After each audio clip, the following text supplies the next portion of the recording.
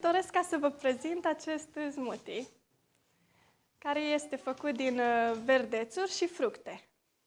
Ce ziceți? E bun? Eu zic că e bun și peste bunătate este și foarte sănătos. Nu, acest smoothie este făcut, aici am 2 banane, 2 mere, 2 kiwi, o mânuță de păpădie, o mânuță de pătrunjel și niște frunzulițe, tot așa, cam o mânuță de căpșuni, de frunze de căpșuni. Toate acestea le vom mărunți. Mai întâi începem cu frunzele, le mărunțim, ca să ajutăm robotul ca să le mixeze.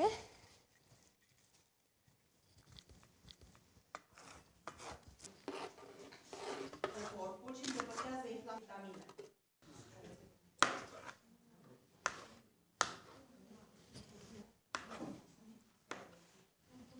Deci le mărunțim pe toate. Vom pune și cele 2 banane. Întotdeauna e bine bananele și orice fruct pe care îl folosim să-l spălăm înainte. Chiar dacă au coajă și se curăță de coajă, totuși e bine ca să le spălăm întotdeauna. Și banană, și kiwi. Aici am un amestec cu grâu încolțit și apă și miere.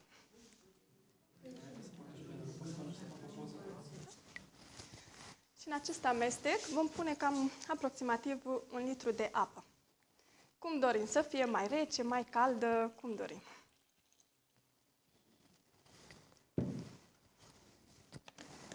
Și acum îl mixăm.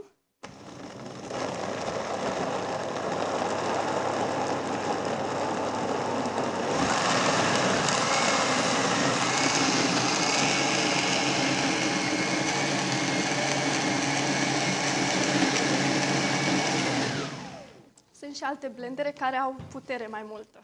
Acesta nu are decât 800 de W. Și care au putere mai multă se ține mult mai puțin și se fac mult mai bine, că are forță mai multă. Acesta este smoothie. Îl punem într-o cană mai transparentă.